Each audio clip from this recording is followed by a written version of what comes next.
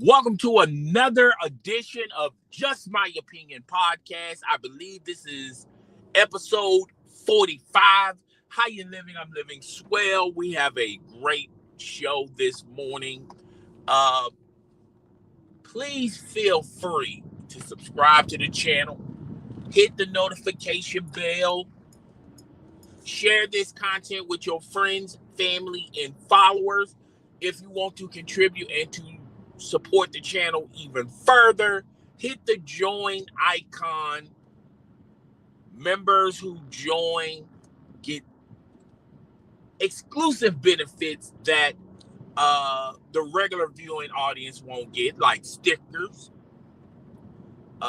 membership badges. You can also support the channel even further by super chat. And some point in the near future, we'll be doing Cash App and PayPal. All right.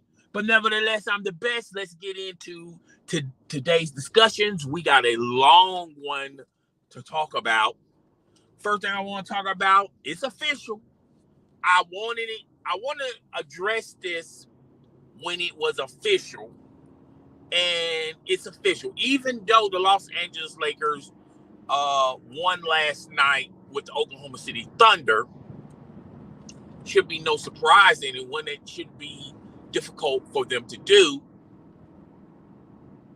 They're out of the running as far as moving on into the playoffs. They also are eliminated as far as the play-in tournament.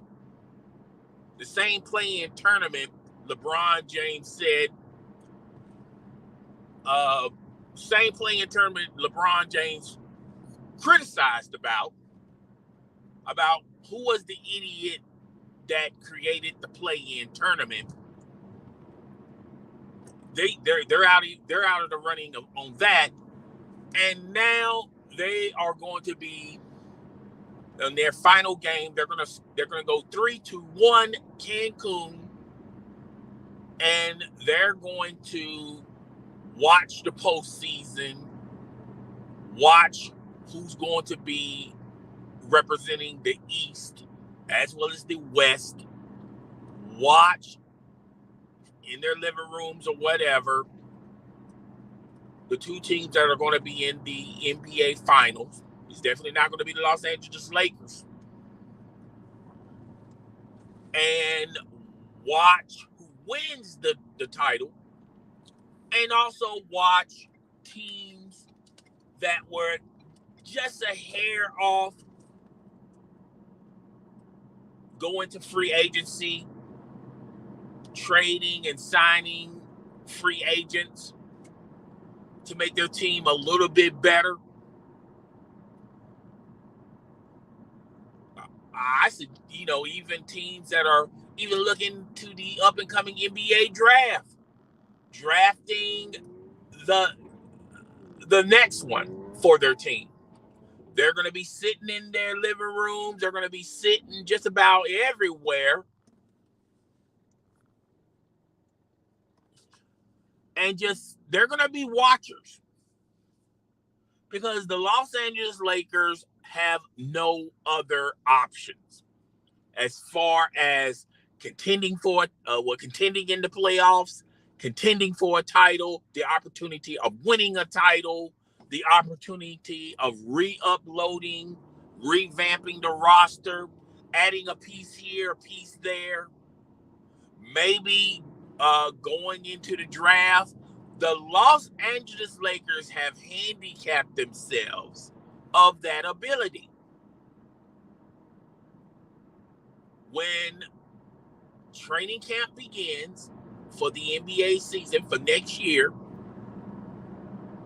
the Los Angeles Lakers, the same problems the Los Angeles Lakers are dealing with now will be the same problems they're going to have to deal with next season. I'm pretty sure they're going to select a new coach. Somebody got to take the fall for this. Frank Vogel, Rob Pelinka, Jeannie Buss, LeBron James, Anthony Davis, Russell Westbrook. somebody has to take the fall for the unsuccessful season, even though it has nothing to do with Frank Vogel. He's a defensive-minded coach. He was never allowed to fully coach the team the way how he sees it. Placating and ego massaging LeBron, Westbrook, AD, where everyone championed the fight for player empowerment. And you can just look through the league of how that's working for other teams. Not only the Los Angeles Lakers. What about the Philadelphia 76ers? When they were stuck like Chuck, and they basically had Ben Simmons just sitting at home. Now, I will say, and have a caveat, he was dealing with some mental health issues that he was seeing a psychiatrist, and he was dealing with injuries. But he was not in a huge rush to get back on that in the lineup, not because he was faking it, he was faking the funk, is he just did not have the support of the Philadelphia 76ers, as well as the media, as well as the fan base. So you trade him to the Brooklyn Nets, and you send James Harden to the Philadelphia 76ers, and that too has a stench of player empowerment, because James Harden has already advocated that I'm not too sure if I'm going to commit to the Philadelphia 76ers. I'm going to weigh down my options. So once again, you have to ego massage and placate the superstar. Definitely Doc Rivers is gone, but, not a huge fan of Doc Rivers. Doc Rivers can weigh on teams, even though he's been with the Philadelphia 76ers, I believe, 2 years. I think the Philadelphia Sixers and the fan base and the players have grown weary of Doc Rivers. Shouldn't be no surprise. Same thing happened to him when he was the coach for the Boston Celtics, even though he won a championship with the Boston Celtics. Same thing happened to him when he went to the Los Angeles Clippers. So it shouldn't be no big surprise that, surprise, Doc Rivers has waned on another team. But these are the things you have to do for player empowerment to make the superstar happy. Particularly a superstar that's got 1 year remaining on his contract. You gave up all those assets in Ben Simmons for a rental. That is going to hurt major for the Philadelphia 76ers if James Harden bounce or demand a sign and trade. But back to the Los Angeles Lakers. We haven't forgot about you, Los Angeles. The same problems Los Angeles is going to have that they was dealing with this year during this whole NBA calendar season are going to be still the same problems they're going to have to deal with for next season. You have no young talent whatsoever. No young talent. You have no major draft picks. No major draft picks. You're up in the salary cap. You're up in the salary cap. Any other moves is going to put you have to pay the salary cap tax.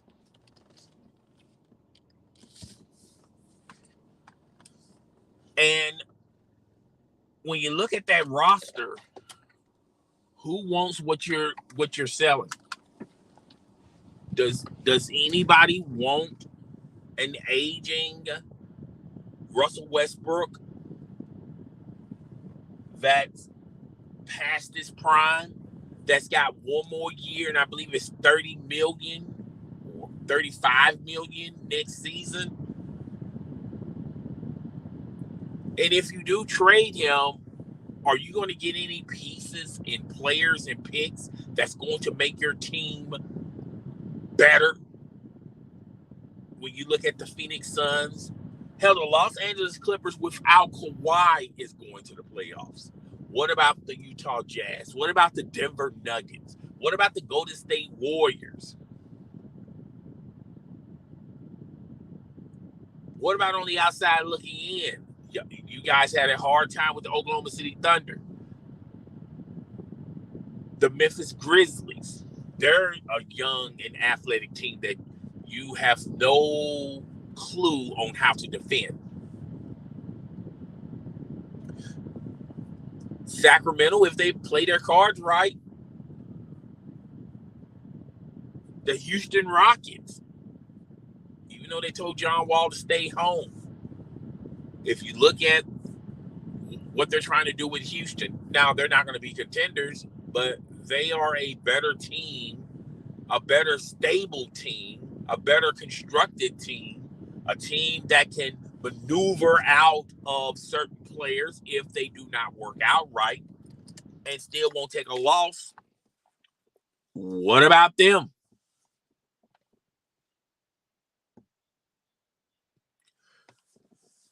The Los Angeles Lakers also have to deal with, they have no assets or no draft picks that can make them better. They also have to deal with LeBron James is getting older, folks. Yes, I understand he had an extraordinary season this year. But even with all the individual achievements that he has accomplished, even though he's still in the rush of winning the NBA all-time scoring leader, which is held by Kareem Abdul-Jabbar, which, by the way, no one mentions or even talks about when Kareem had it. It's not an established achievement. And I explained to you guys, in the NBA, it's not like the MLB. The only thing that matters in the NBA is NBA titles, NBA finals MVPs. Everything else is just there. And the scoring title is just there. No one was talking about it when Kareem had it. I'm pretty sure the blind witnesses and social media, once LeBron James get the scoring title, I'm pretty sure people are going to be talking about it. Have you also noticed that whenever LeBron James eclipses somebody or gets some type of individual achievement, it comes by the demise of the Los Angeles Lakers losing that game? But I digress. But LeBron is going to get older, folks. Russell Westbrook, no one wanted that contract when they signed Russell Westbrook with 2 years. I'm pretty sure there's going to be some takers for Russell Westbrook's contract. Maybe the trade deadline of next year, when a little bit of that money goes off.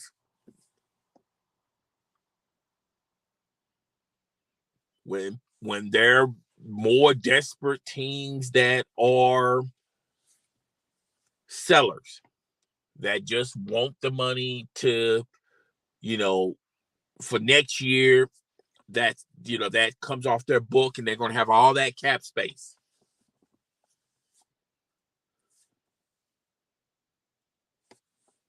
I'm pretty sure the New York Knickerbockers, and I'm trying to sneeze here, I'm pretty sure the New York Knickerbockers would probably be interested in a Russell Westbrook.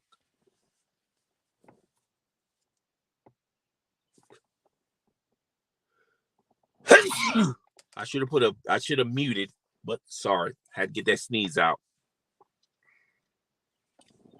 Sorry about that.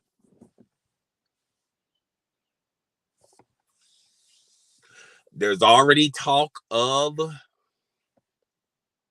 the Charlotte Hornets interested in Russell Westbrook.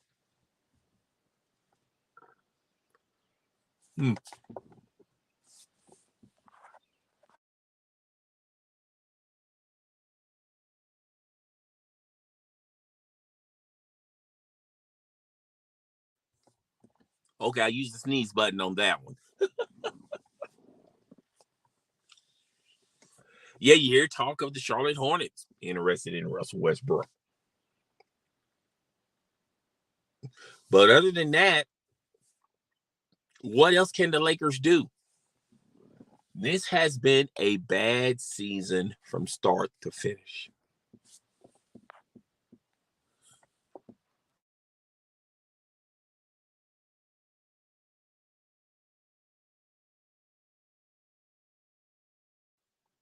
And let's count the ways, shall we? Started last year in NBA free agency when there were rumors that the Los Angeles Lakers were going to upgrade their roster. You kept hearing rumors of DeMar DeRozan, and I kept hearing those rumors since the trade deadline almost 2 years ago. The possibility of getting DeRozan with the purple and gold. Then you kept hearing talks about Buddy Hield. And when you heard of the rumors about the possibility of the Los Angeles Lakers getting those players, keeping Alex Caruso, and we start hearing that, you start thinking about the possibilities. Okay, this is going to be even a stronger minded defensive team, which works very well with Frank Vogel since he's a defensive mind. Plus, you got scoring. You have other options other than LeBron and AD. That takes the pressure off those two guys, because now you got other options where you can throw the ball to. You kept hearing those rumors. And then when NBA free agency started, you started hearing a different narrative of campaigning. LeBron James is campaigning for Russell Westbrook. And you're thinking to yourself, okay, that does not make any sense because Russell Westbrook is an ISO player. LeBron can sometimes be an ISO player. The majority of his time in the NBA, he has been an ISO player. LeBron never plays well off the ball. Then you started hearing rumors of Anthony Davis wanting to shoot, wants to play more around the perimeter. He wants to be a swing type forward. So now you're thinking, okay, you're going to add someone that without the ball, he's nothing. Russell Westbrook cannot play off the ball. So now you're adding yet again another dimension to your roster of another player that definitely needs the ball in order to be successful. Okay? Not to mention the fact Russell Westbrook has not been a hellified defender. LeBron James, if you've been watching and paying attention to LeBron James, on the defensive side of the ball, he rests a lot. He's not the same LeBron James he once was in the Miami Heat years. And then you knew that AD was going to miss a significant amount of games. No big deal. He done that last season, done that season before that. He has done that in every single season when he was a member of the New Orleans Pelicans. So no brainer there. Then you start hearing this narrative of Russell Westbrook is going to take some of the responsibility as scoring goes. So it won't be all about LeBron James. It won't be all about Anthony Davis. Russell Westbrook was going to take the pressure off those two guys, and he was going to score. Not to mention the fact you start hearing stuff that, well, LeBron James endorsed this, and LeBron James told Russell Westbrook to be him. If it means that LeBron will have to play more 4 or more 5, he's willing to do that. If it means that Anthony Davis has to play more center, he's willing to do that. Now, you heard all that from LeBron James' circle. Didn't hear too much about it from AD's circle or co-signing it, but okay. I told you guys when NBA free agency ended, the Lakers deserved an F because they did not better their offense. I mean, their acquisitions. They lost Alex Caruso to the Bulls. They lost DeRozan to the Bulls. So to substitute those losses and those possibilities, they signed an agent, Carmelo Anthony. You know, Carmelo Anthony 5 years ago, okay, that's a solid move, but not so much now. Obviously, when they signed Russell Westbrook, they're out of the running for the Buddy Hield, which I think Buddy Hield would have been the perfect basketball decision and perfect basketball move. Buddy Hield's not hellified. He can't, he's not a hellified scorer, but he fits the narrative of what Frank Vogel wanted. Was he could play pretty solid on defense and team defense. He's more athletic. Now, the minus to Buddy Hield, he's not a hellified scorer, but would have helped on the defensive end. So you got this one proposal, and everyone wants to credit it to Rob Pelinka. This is his proposal. Buddy Hield, DeRozan, and signing Alex Caruso. Now, a lot of people say the sticking point of why DeRozan didn't land with the Lakers because of another year on the contract.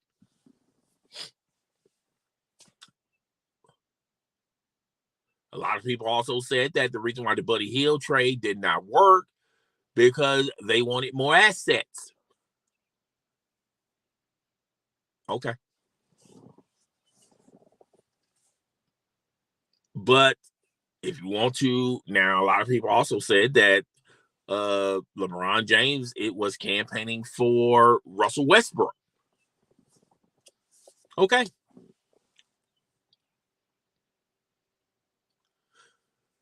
The Los Angeles Lakers, my assessment and my letter grade to their offseason moves was an F. And you started noticing it at preseason. There was no urgent effort to show the world and to prove the world that this could work with LeBron, Russell, and AD. You had all the non-believers and all the blind witnesses and blind Laker fans saying it's only preseason. They don't try that hard. We know it's going to work. You started hearing the narrative of Shannon Sharp and Kendrick Perkins saying, well, LeBron James can make this work. And then trying to give him credit before an actual ball was dribbled in the NBA regular season of suggesting that if anyone can make this work, it's LeBron James. And LeBron James is going to do something that Kevin Durant could not do, is win a title with Russell Westbrook. You kept hearing that spinning, stupid narrative. Who cares about preseason? Who cares if they lose all the preseason games? Who cares? The real show is the regular season. And when the regular season started, just like I told you guys, I was not impressed with their acquisitions. I was not too happy that you didn't see no effort of proving that this could work. And the first couple of weeks of the regular season, I still didn't see it. But I was on it since free agency that I knew this wasn't going to work. You would think with all the stuff that's in front of everybody, people would notice that, hey, this may not work. But nope. You still had these blind witnesses, these blind LA Laker fans. You had the Shannon Sharps, the Kendrick Perkins of the world, still spinning and spewing a narrative, a false narrative, that LeBron is going to figure it out. And then midway to the season, you started noticing, I say the quarter of the season, let's say the quarter, LeBron just changing the narrative, no longer interested in winning titles, more concerned about personal achievements and personal personal trophies and personal records, trying to get the Kareem record, passing NBA greats such as Karl Malone. He was more concerned about that. People call it stat padding than trying to make it work with Russell Westbrook, trying to win a title for the Los Angeles Lakers. This was a season of redemption for the Lakers.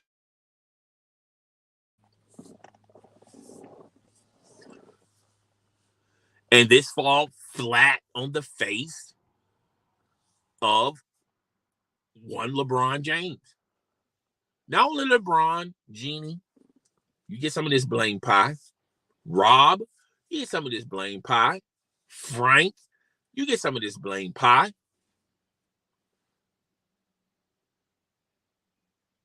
And then all the way to the NBA trade deadline, you kept hearing proposals of they gotta trade Russell Westbrook.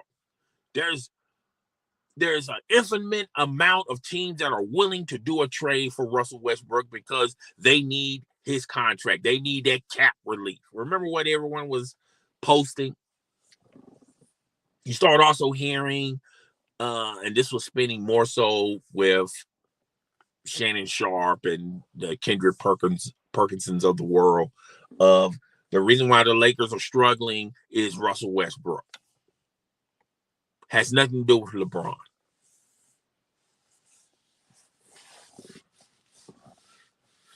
But where was those takers when the NBA trade line came and went? There was one proposal that the Lakers could have utilized. They could have sent Russell Westbrook back to Houston. Now, of course, if he would have went back to Houston, the Houston Rockets would have politely told Russell Westbrook to just stay at home, fam. We're not going to play. We just need your salary for cap relief in 2 years. Well, a year and a half.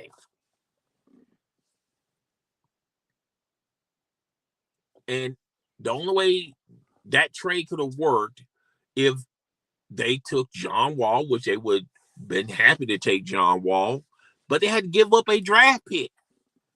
And that's where the sticking point was. Rob Pelinka was pretty much on the mindset of, no, we're not going to give away our draft picks. We're not going to reward you of getting rid of somebody you don't want, of taking somebody you don't want, and we're going to give you somebody that you have already worked with and clearly you don't want.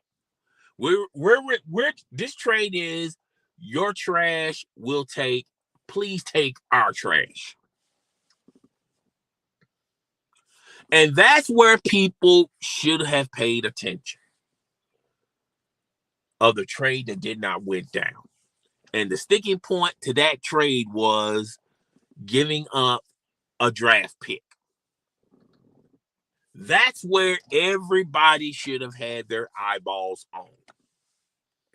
A lot of people didn't.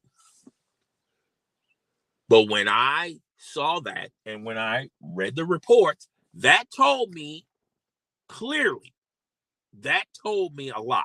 That told me that Rob Pelinka is thinking more about the future of the Los Angeles Lakers than contending for a title next season. That told me that Jeannie Buss is on board and co-signing this theory. That's also subconsciously LeBron James is thinking more about the future instead of contending for a title this year or next year with the Los Angeles Lakers. That was the first breadcrumb, in my humble opinion. The second piece of the breadcrumb that everyone started to notice and pick up was LeBron James just wasn't interested in trying to fight for positioning as far as the playoffs go, or trying to at least get into the play-in tournament, because LeBron done changed the narrative. He's not thinking about titles. He's thinking more about personal achievements and passing Kareem and playing long enough in the NBA so he can play alongside his son. Earlier this week, he talked about the possibility of playing alongside Steph Curry, even though Steph Curry replied saying, hey, we done played alongside one another, during the Olympics and the NBA, the All-Star games. I mean, I'm good, fam. I'm good where I'm at. Even though I made a video a couple of years ago talking about the theory of the possibility of LeBron James playing with the Golden State Warriors. He would have to take a huge pay cut. That was many years ago. A lot of people thought I was crazy. Think I'm crazy now? Those two snippets from The Shop where LeBron James is talking about Steph Curry and the Golden State Warriors, think I'm crazy now?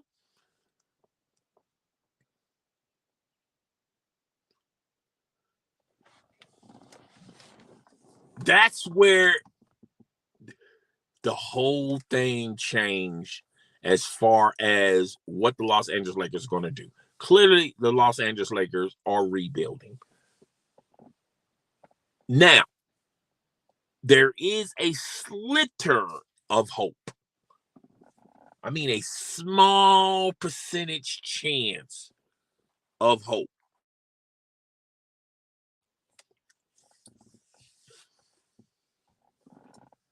And that possibility is if LeBron James commit to the Los Angeles Lakers as far as signing an extension goes, the Los Angeles Lakers are willing to do backflips, whatever it takes to keep LeBron James. LeBron James, if he signs an extension with the Lakers, they will do everything in their ability to make the Lakers better as far as contending and competing for a playoff spot. They're willing to go over the salary cap.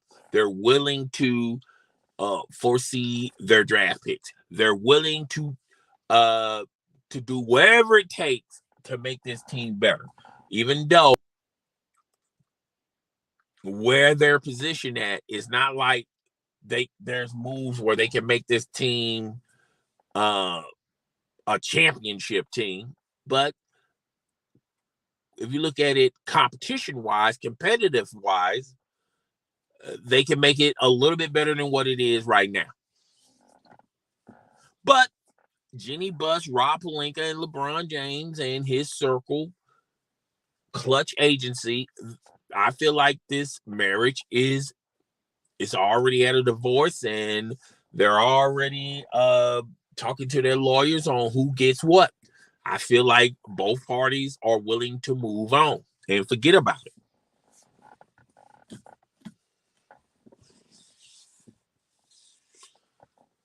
I think the Lakers and LeBron sees the landscape and they see all the other teams in the West are getting better.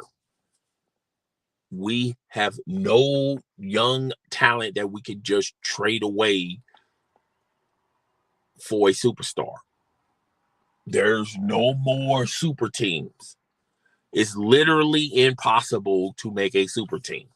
They have no significant draft picks that they can parlay of getting a superstar talent. The only thing that they have valuable to the Los Angeles Lakers is LeBron James and Anthony Davis. Despite Anthony Davis being injured the majority of his career, there are still teams out there that will take an Anthony Davis. And that's pretty much it. I know a lot of people are going to mention other people on the roster. I know you're going to mention Russell Westbrook, but none of those pieces on the roster and Russell Westbrook is going to parlay you to getting a superstar or above average player.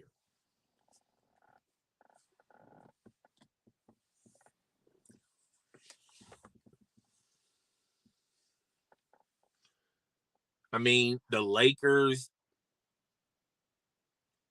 the Lakers are pretty much done, folks. You can stick a fork in them.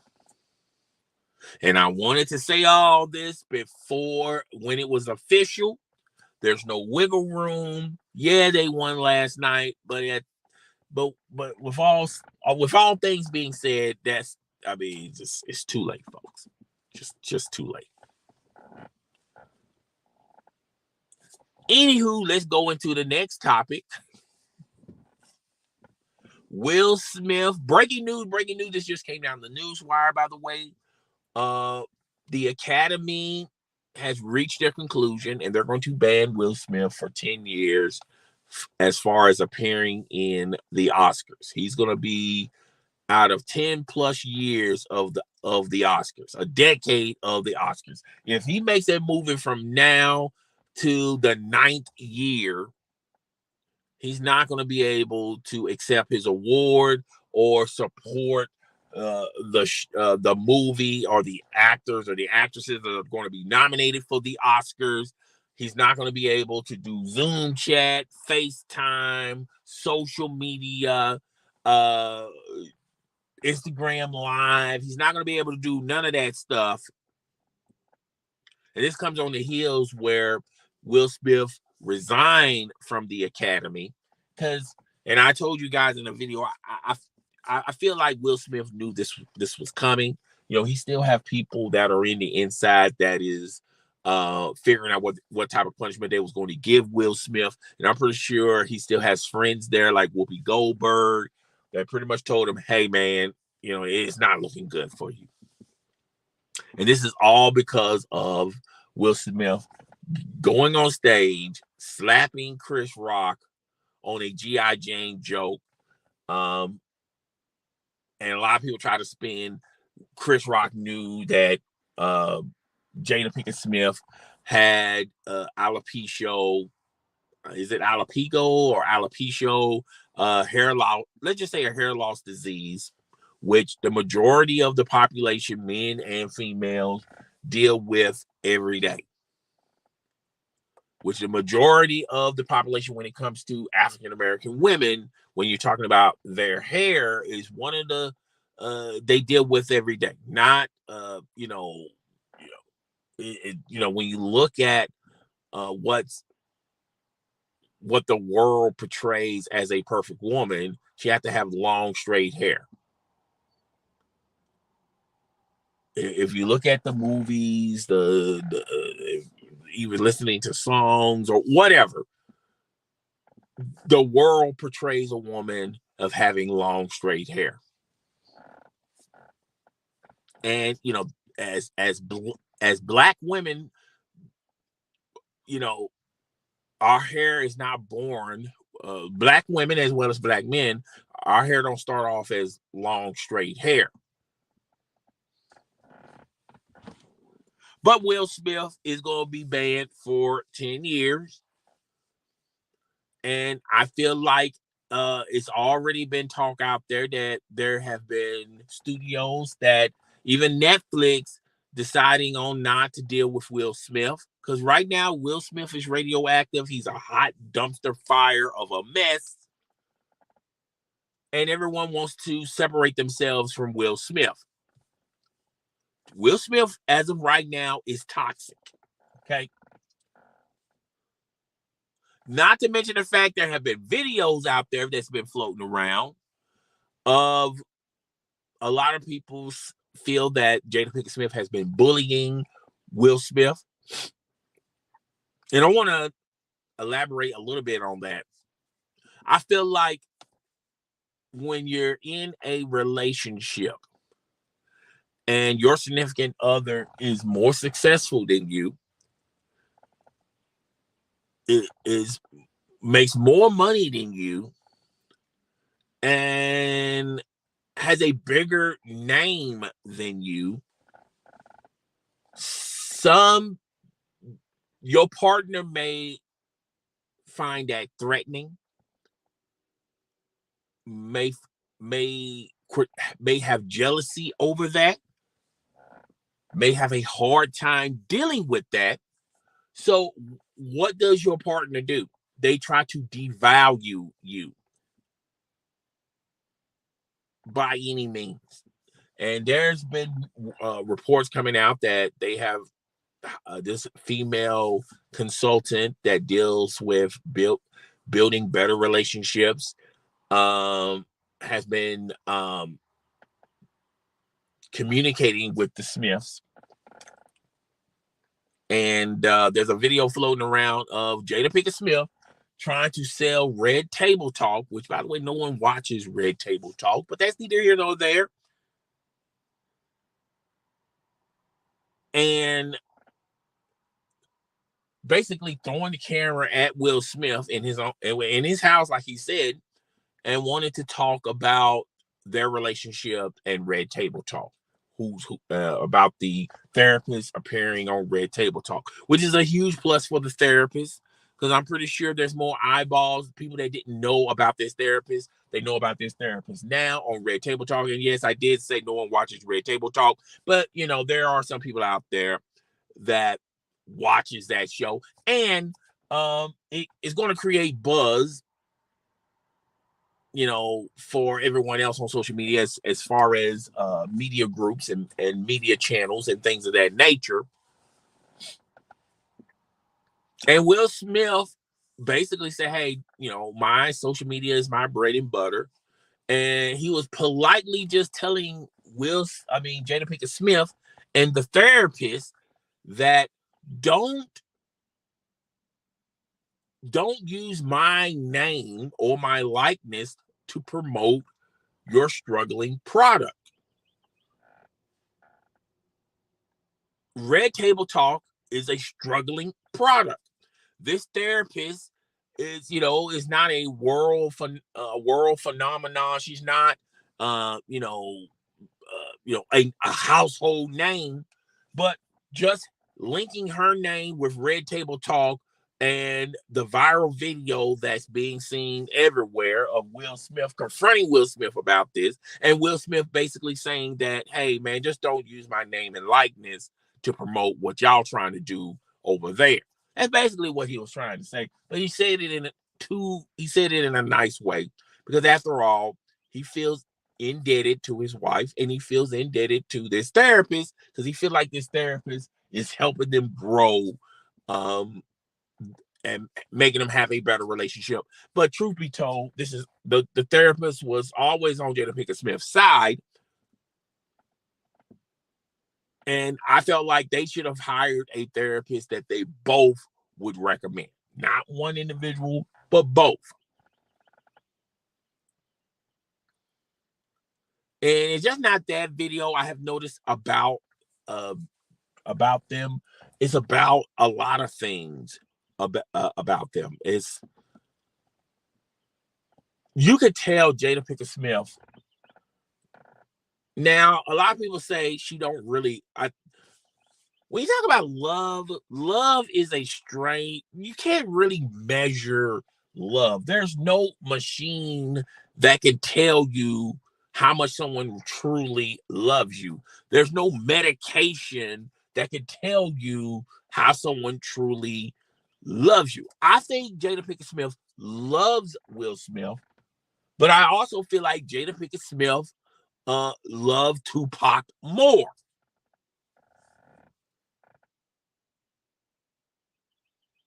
I feel like when Will Smith was talking to Jada Pinkett Smith And she even talked about this in a lot of old interviews, how he, she didn't, she was in a dark place. She wasn't really feeling herself.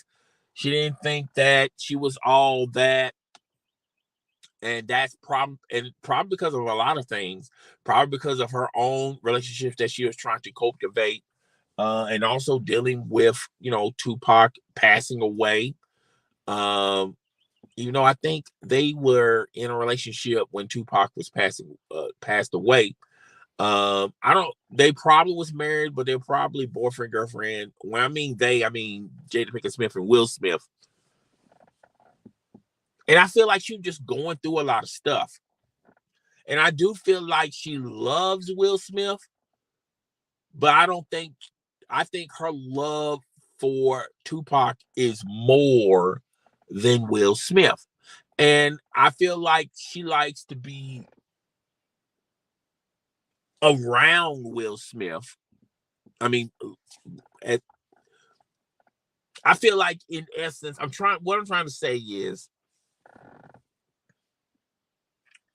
I think she likes things surrounding Will Smith more than just Will Smith. Will Smith trying to prove to her and to the world that he's the one. She likes the fact that Will Smith is jealous of Tupac. Now, as far as them allegedly having an open marriage, I don't know for that to be true. But I do think they have a weird dynamic as far as a relationship. I mean, I really do. It's obvious when you look at it.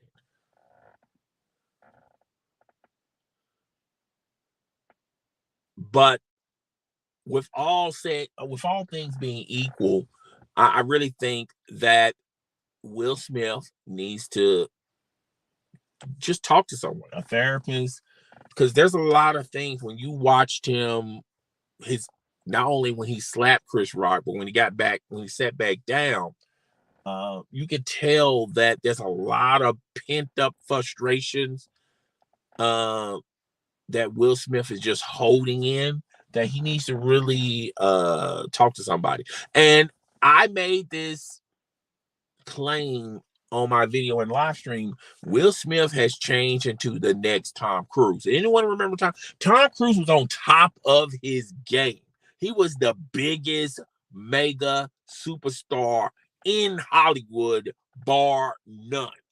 And then what happened to Tom Cruise when the Scientology stuff started floating around and his weird behavior? Hollywood treated him the same. And as of right now, 2022, Tom Cruise is still trying to capture back what he lost decades ago, and he still hasn't even gotten close to it. And that's Tom Cruise. That's one of them. And he's struggling to get back what he lost. Will Smith, on the other hand, is not one of them. He's a person that, if you look at Hollywood, they tolerate him. He's a clean-cut guy. He doesn't curse. Okay. White Hollywood adores him, but at a distance.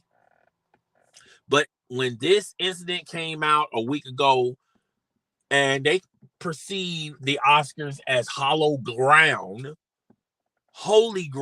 and you just don't do things like that on the Oscars, Hollywood is really going in on Will Smith. And Will Smith picked a worse time to do this because we're in the cancel culture climate. And you got people already trying to cancel Will Smith. I really think this is going to hurt and affect his career and his status and his power in Hollywood. I really do think that. A lot of people may not think that, but that's neither here nor there. And it's going to be a long time for him to recover. But forget Hollywood. Forget Hollywood. I think Will Smith should worry about himself. Fix the problems within yourself, then fix the problems that's around yourself, meaning your wife and what you go through at home, and then worry about Hollywood. I think there's a lot of layers to Will Smith that he needs healing and understanding, and he just needs someone that's neutral that can help him guide the way. Things like this make people in Hollywood go to extreme things like joining a cult or the Scientology route. So I hope he gets the necessary help that he needs. As far as Jada Pinkett Smith goes, and like I said earlier, on the outside looking in, your significant other probably can't handle your success and really,